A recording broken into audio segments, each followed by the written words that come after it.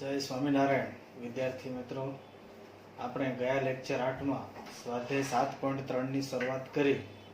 એમાં બધાય ત્રિકોણમિતિય સૂત્રના ઉપયોગથી દાખલા થાય છે. હવે એનામાં જ આગળ આપણે 15 થી પ્રશ્ન જોઈએ. tan cube 2x sec 2x dx. તો આપણે tan નું વિકલન વિચારીએ તો sec સ્ક્વેર, એટલે આ થતું નથી કે sec નું વિકલન sec x into tan x થાય. તો આપણે sec સ્વરૂપમાં એને રૂપાંતર કરીએ તો બરાબર સંકલન tan square 2x into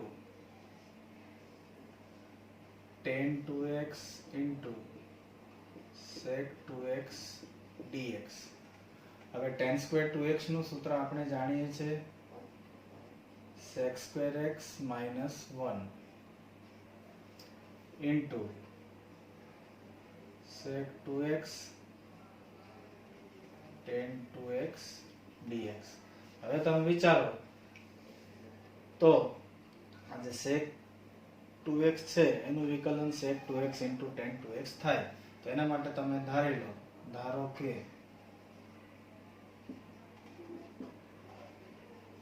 sec 2x બરાબર t માટે sec x નું વિકલન થાય sec x into tan x, પરંતુ x ને બદલે 2 છે તો ગુણાકારમાં તમારે 2 લેવા પડે. 2 into sec 2x tan 2x dx બરાબર dt. અને x તરીકે 2x છે તો 2x નું વિકલન થાય 2. આ 2 ને તમે સામે આપી દો તો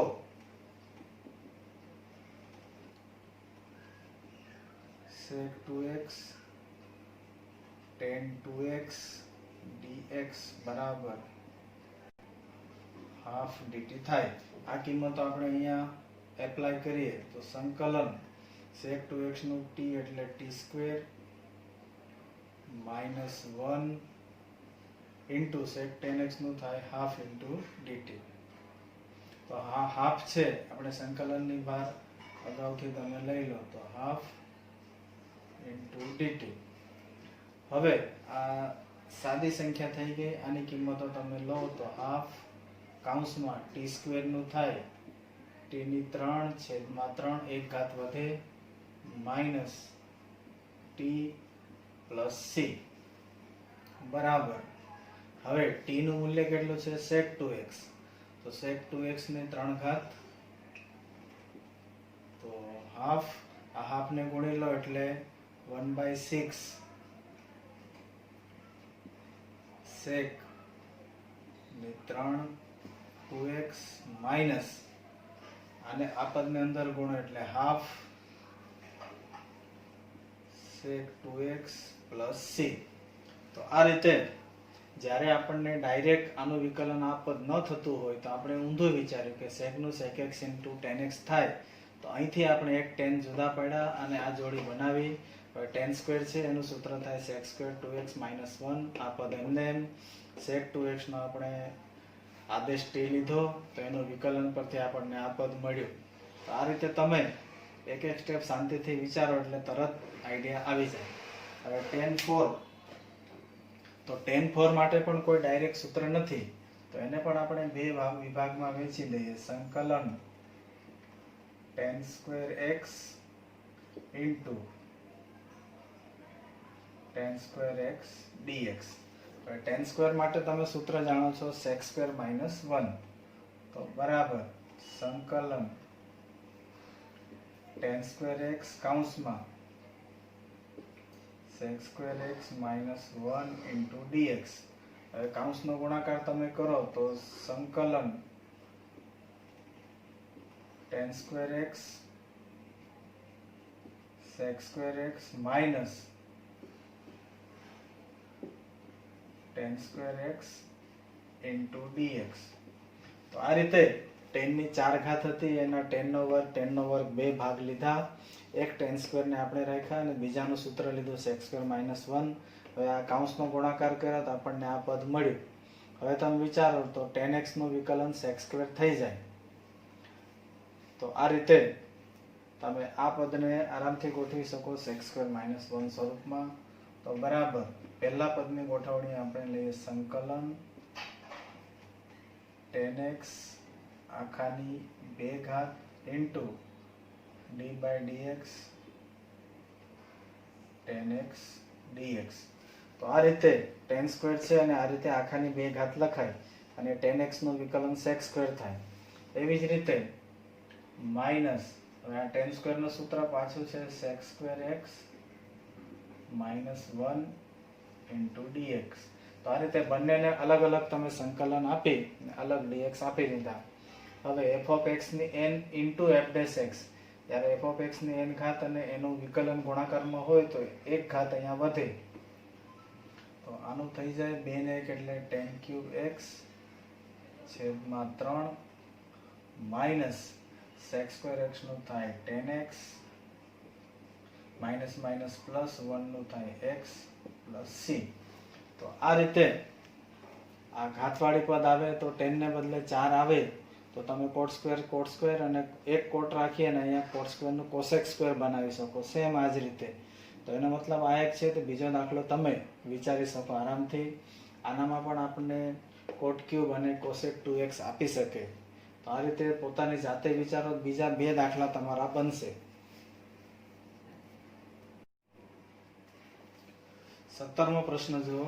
સંકલન sin³ plus cos³ upon sin² x into cos² x dx.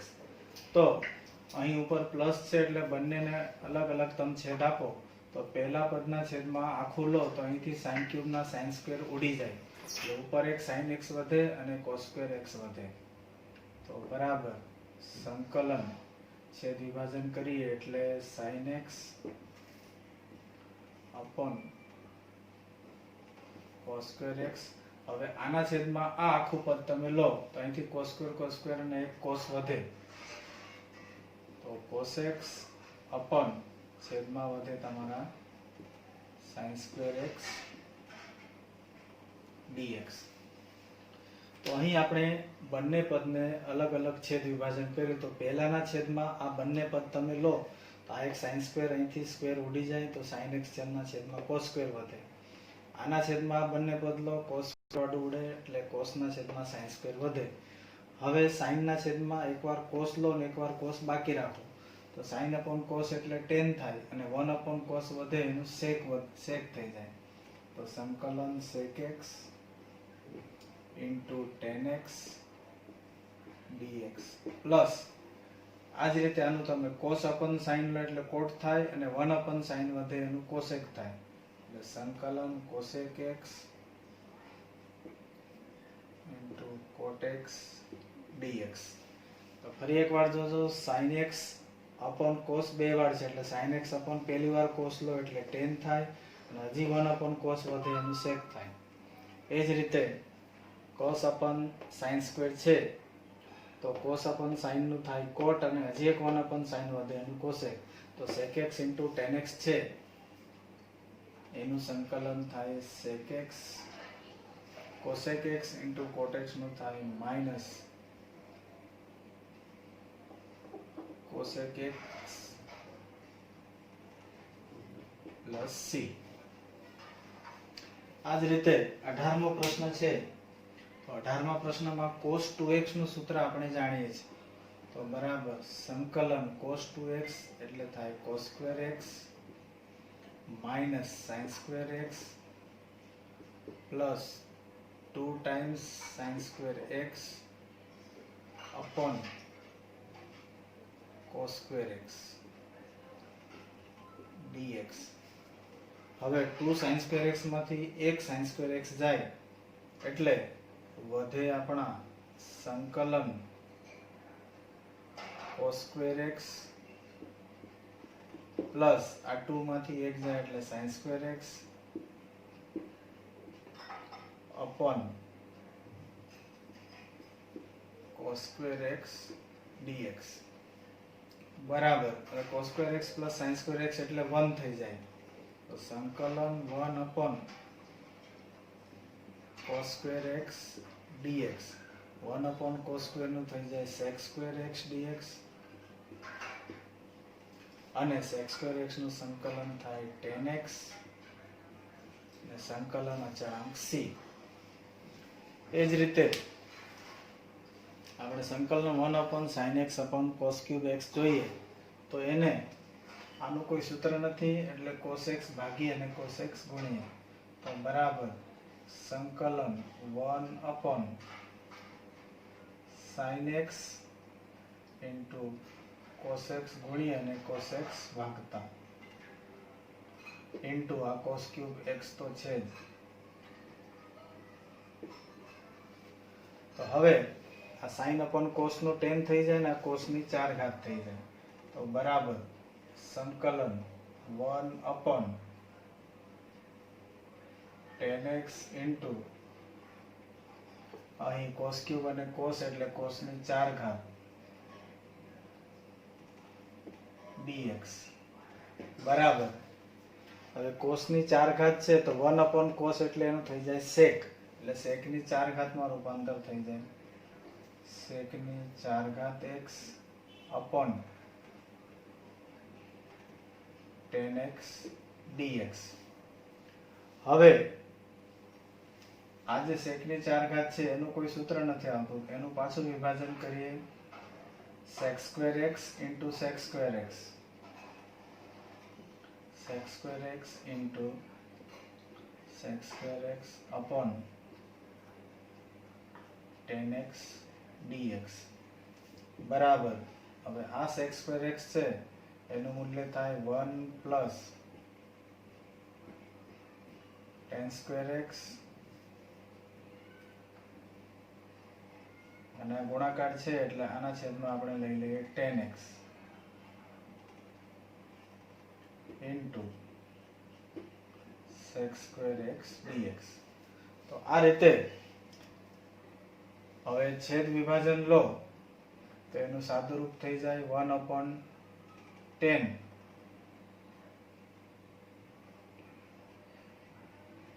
minus tan square x upon 10 એટલે ખાલી tan x into sec square x dx. હવે આપણે આદેશ લઈએ ધારો કે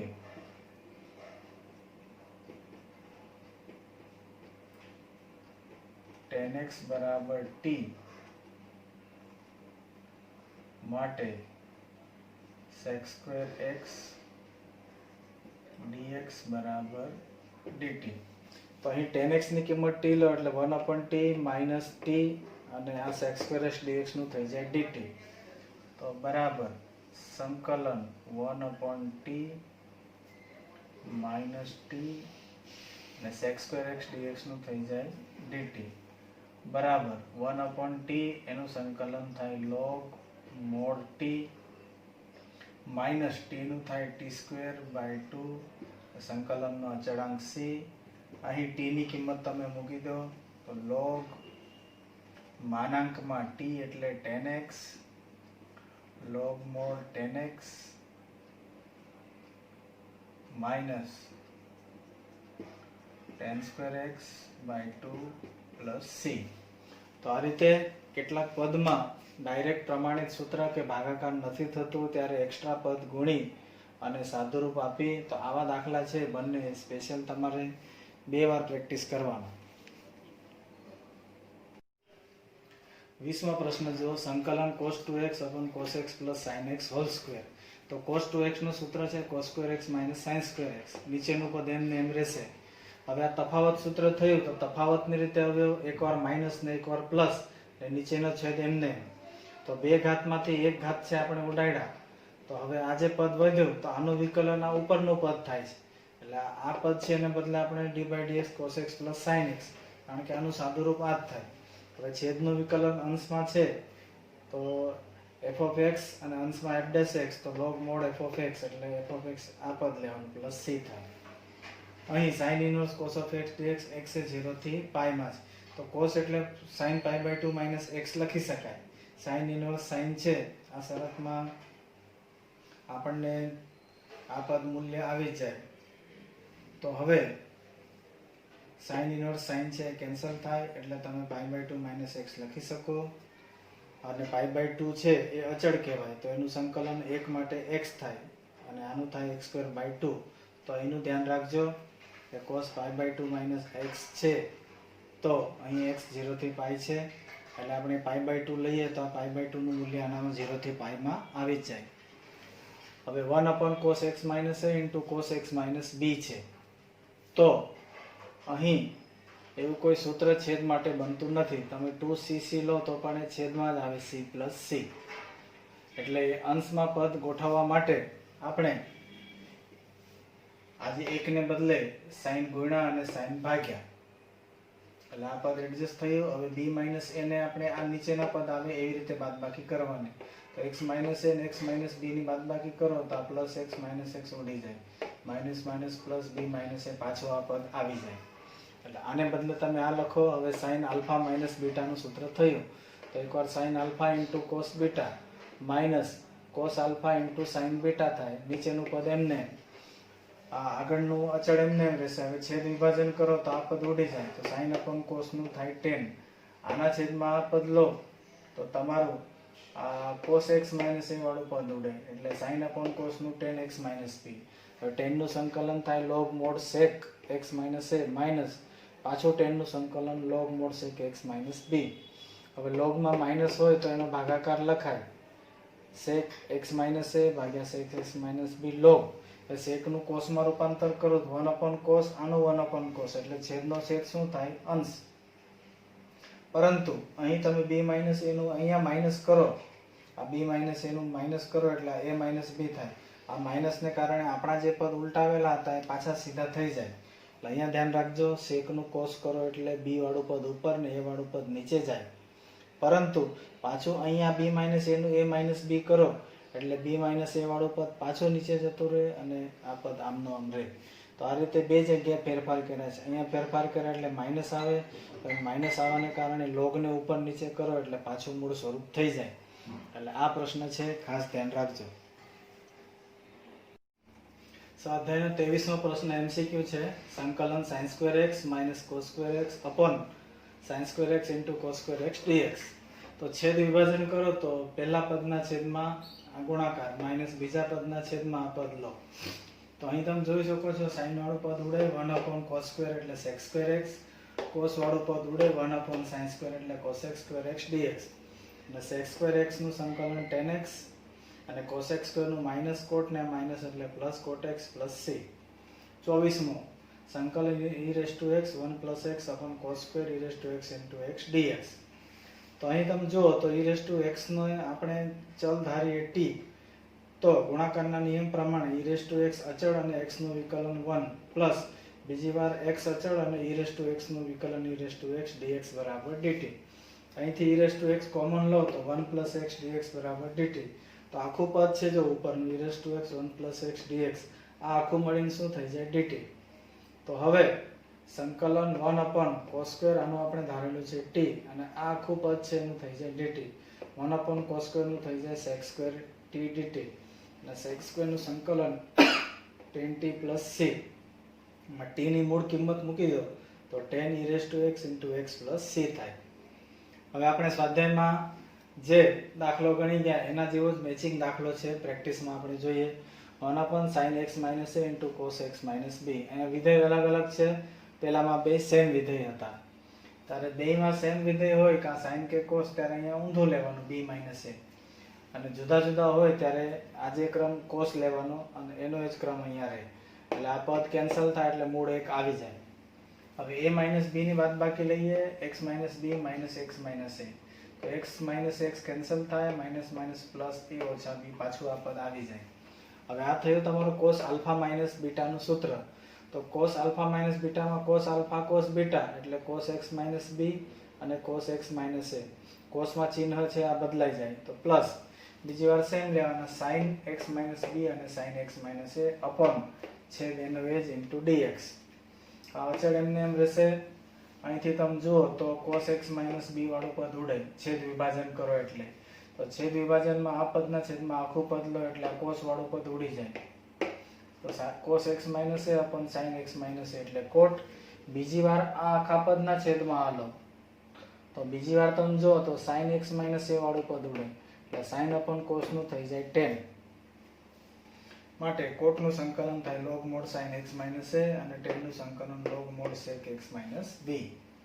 બરાબર. આ પહેલું પદ એમને આ પણ એમને હવે sec નું cos માં રૂપાંતર કરો તો 1 upon cos થાય અને 1 upon cos ને પાછું ઉપર લો એટલે આ પ્લસ નું થઈ જાય માઈનસ અને માઈનસ હોય તો થાય પ્લસ, પણ પ્લસ હતું એટલે માઈનસ થયું. હવે લોગના નિયમ પ્રમાણે બે લોગ વચ્ચે માઈનસ હોય તો આના જે ચલ છે એનો ભાગાકાર થાય એટલે sin x - a upon sin x - b plus c. એટલે આ તમારો ફાઇનલ આન્સર થશે.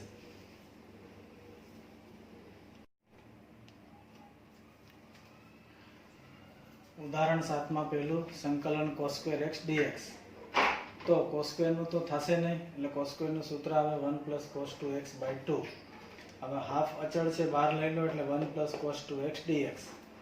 હવે 1 નું સંકલન થાય x, cos2x નું sin 2x અને x નો સહગુણક 2 વડે ભાગો પ્લસ સંકલનનો અચળાંક c. હવે કૌંસ ગુણો તો આ 1 * x x / 2 plus 2 * 2 4 sin 2x plus c. સંકલન sin 2x cos 3x. તો આનું પણ કોઈ કમ્બાઈન સૂત્ર નથી એટલે આપણે એને 2sc બનાવવું પડે.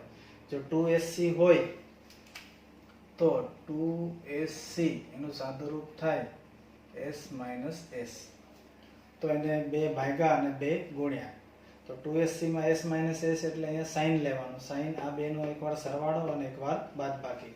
તો સરવાળામાં 3 ને 2 5x માઈનસ આ માઈનસ સૂત્રના 3x માંથી 2x ગયા તો x. હવે તમે સંકલન લઈ શકો હાફ sin નું સંકલન -cos 5x અને x નો સહગુણક 5 વડે ભાગો માઈનસ sin નું સંકલન -cos x પ્લસ સંકલનનો અચળાંક c. આ ગુણો તો 5 દુ 10 અને આ minus cos 5x minus minus plus અને આ હાફ અહીંયા ગુણી લેવાના. તો આ રીતે આપણે આખો કૌંસ લઈએ તો હાફ ગુણતા minus minus plus half cos x plus c. અહીં sin³ x ની ગોઠવણી કરી sin² x * sin x. sin² એટલે 1 - cos² * sin x. હવે cos x બરાબર t લો તો cos x નું વિકલન -sin x dx થાય. માઈનસ સામે આપી દીધા તો sin x dx બરાબર -dt.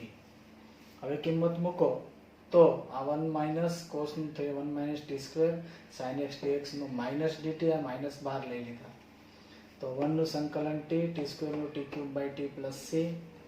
અહીં માઈનસ ગુણી લો અને t ની કિંમત cos એટલે -cos x plus t ના cos³ x / 3 plus c. અથવા sin 3x નું સૂત્ર આપણે જાણીએ છીએ 3 sin x - 4 sin³ x.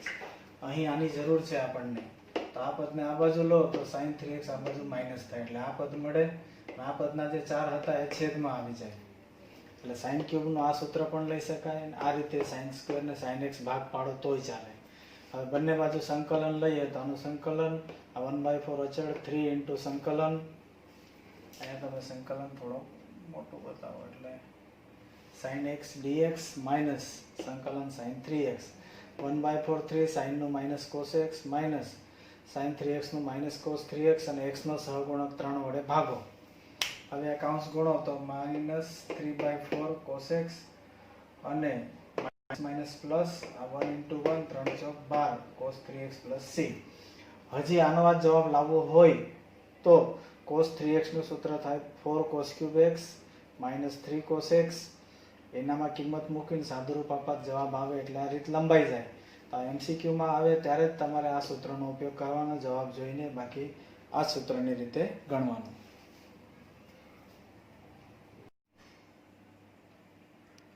તો પ્રેક્ટિસમાં આપણે આ પ્રકારના ઘણા દાખલા જોયા કે જ્યારે સંકલન sin ની m ઘાત હોય cos ની n ઘાત dx હોય mn પ્રાકૃતિક સંખ્યામાં જો sin ની અને cos ની બંને ઘાત અયુગ્મ સંખ્યા હોય અને sin ની ઘાત cos ની ઘાત થી મોટું હોય તો sin x બરાબર t આદેશ લેવો અને sin ની ઘાત cos ની ઘાત થી નાની હોય તો cos x બરાબર t આદેશ લેવો. જો બંને યુગ્મ હોય તો sin ની જે ઘાત છે તો એ સમયે cos² x બરાબર 1 + cos 2x / 2 અને sin² x બરાબર 1 - cos 2x / 2. તો આ રીતે સ્ક્વેર વાળા 4 ઘાત હોય, 6 ઘાત, 8 ગમે હોય, પણ એમાંથી તમારે સ્ક્વેર સ્વરૂપ લાવીને આમ લેવું. જ્યારે m અને n બંને કોઈ યુગ્મ અને અયુગ્મ હોય તો એવા સંજોગોમાં sin ની ઘાત યુગ્મ હોય ત્યારે sin x બરાબર t, અને એ સમયે cos અયુગ્મ હશે, અને જ્યારે m એટલે કે sin ની ઘાત અયુગ્મ હોય ત્યારે cos x બરાબર t, cos ની ઘાત ગમે તે હોય. તો આ 3 નિયમો ધ્યાન રાખશો એટલે ગણતરી ઈઝી થાય. તો અહીંયા જુઓ, સંકલન sin ની 23 cos ની 3 બંને અયુગ્મ છે. તો બંને અયુગ્મ હોય ત્યારે તમારે m ની ઘાત એટલે કે sin ની ઘાત છે 23 એ cos ની ઘાત કરતા મોટી, એટલે આ નિયમ લાગે, એટલે આદેશ sin x બરાબર t. તો આદેશ તમારે sin નો લેવાનો એટલે cos ને sin માં ફેરવવું પડે. તો ક્યુબ નું ન થાય એટલે cos સ્ક્વેર ઇન્ટુ cos કરવું પડે. તો cos સ્ક્વેર નું 1 માઇનસ sin સ્ક્વેર ને આ cos. હવે sin x બરાબર t, તો cos x dx બરાબર dt, એટલે આટલાનું dt થાય, આનું t ની 23 1 માઇનસ t ની 2 થાય. કાઉન્સ ગણો તો t ની 23 ને t ની 23 ને 2 25 ઇન્ટુ dt. હવે x રેસ ટુ n પ્રકારનું વિધેય થયું તો એક ઘાત વધે, t ની 24/24 માઇનસ t ની 26/26 c, અને t ની કિંમત કેટલી છે sin x એ મૂકી દીધી એટલે આન્સર. હવે આ નામ જો sin square x into cos ની 4 ઘાત dx. 2 ને 4 બંને યુગ્મ છે, તો બંને યુગ્મ હોય ત્યારે તમારે cos સ્ક્વેર અને sin સ્ક્વેર ના આ બે સૂત્ર લેવાના.